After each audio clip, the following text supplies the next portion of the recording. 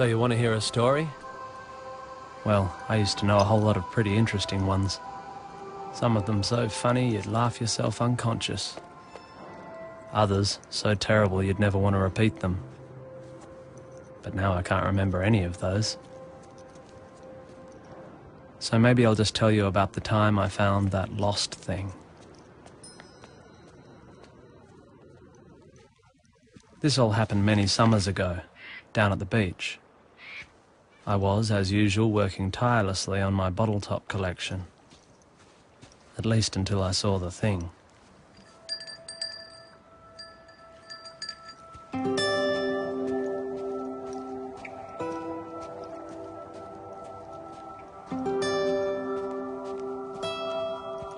It sure wasn't doing much.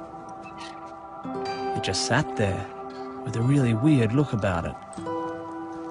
You know, a sad, lost sort of look. Nobody else seemed to notice it was there.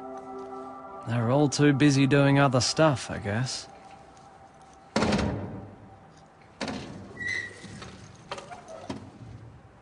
Hello?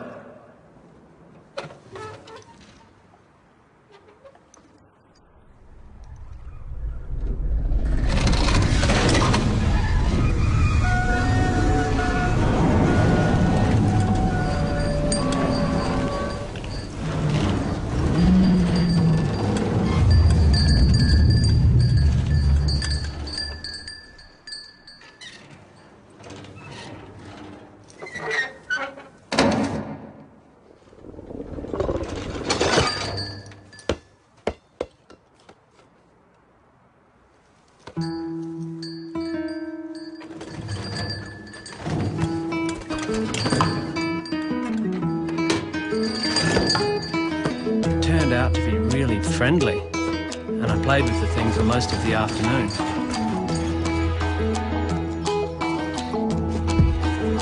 It was great fun, yet the whole time I couldn't help feeling that something wasn't quite right.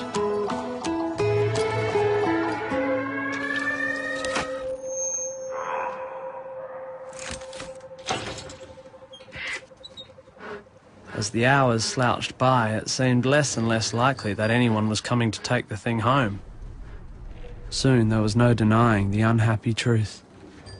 It was lost.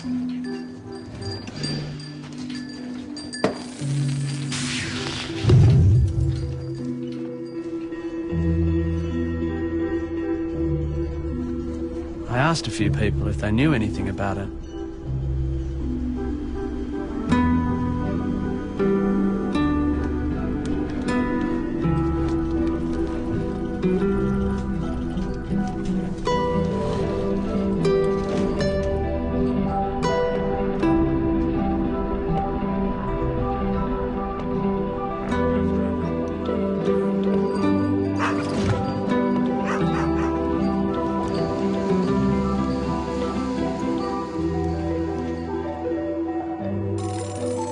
I took the lost thing over to Pete's place.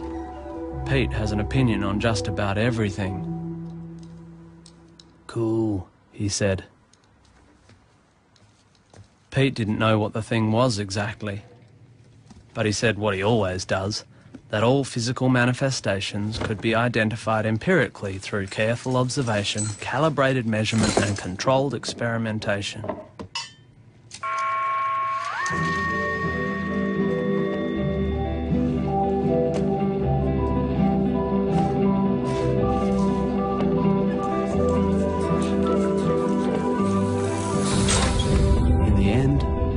Shrugged.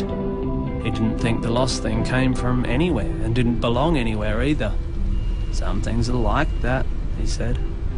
They're just plain lost.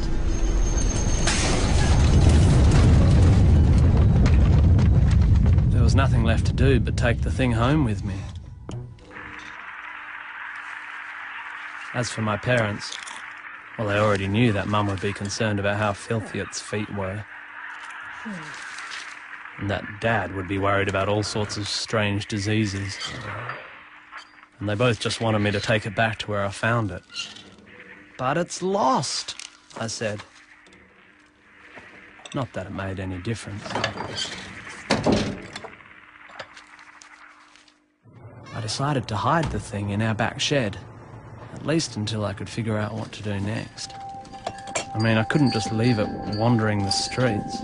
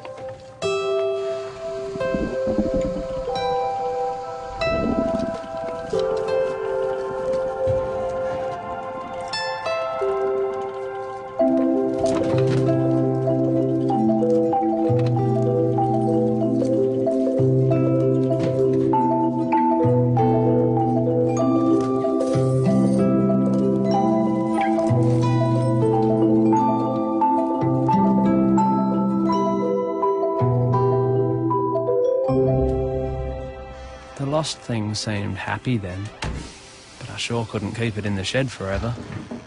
Mum or Dad would eventually notice it when they came out looking for a hammer or something. It was a real dilemma.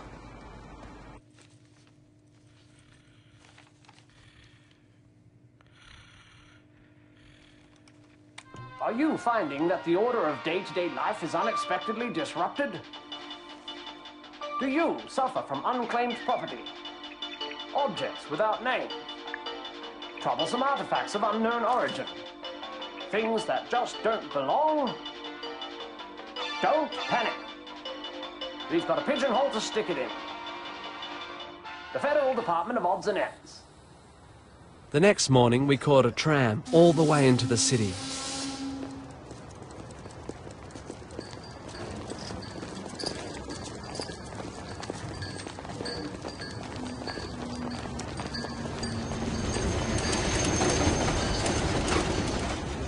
We arrived at a tall, grey building with no windows.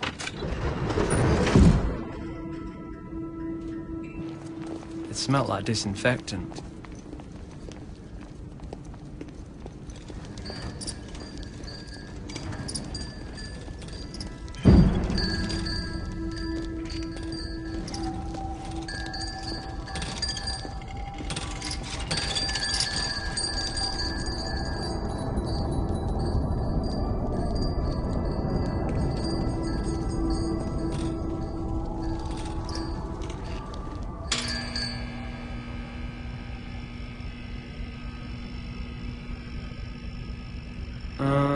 I have a lost thing, I called to the receptionist. Fill in the forms. She sighed.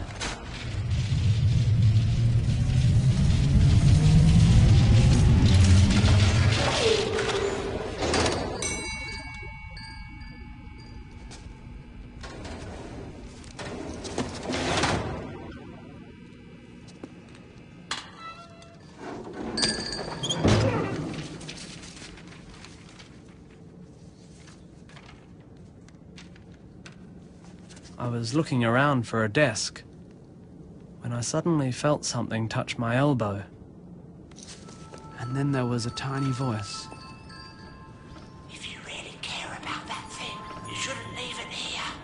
This is a place for forgetting, leaving behind. Here, take this. Cheers, I said.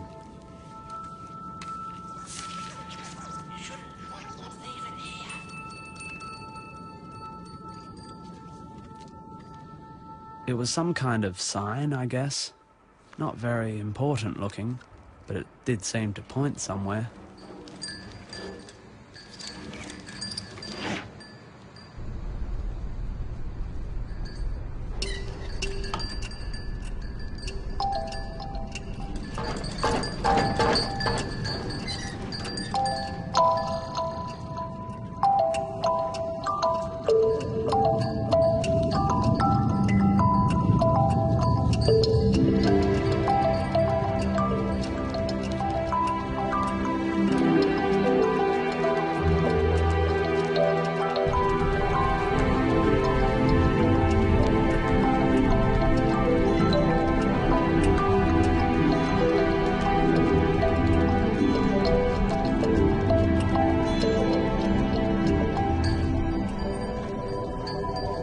Eventually, we found what seemed to be the right place, in a dark little gap off some anonymous little street.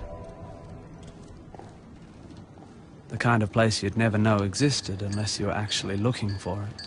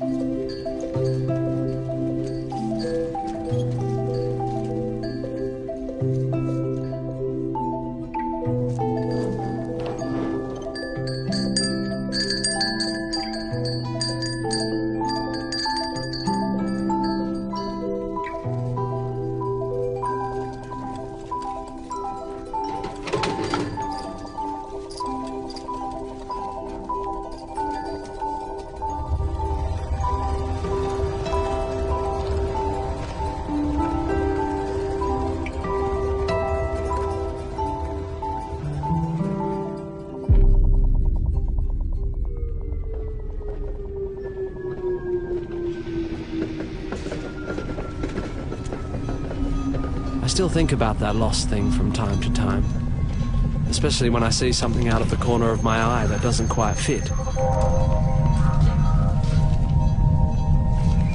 You know, something with a weird, sad, lost sort of look. I see that kind of thing less and less these days. Maybe there aren't many lost things around anymore. Or maybe I've just stopped noticing them. Too busy doing other stuff, I guess.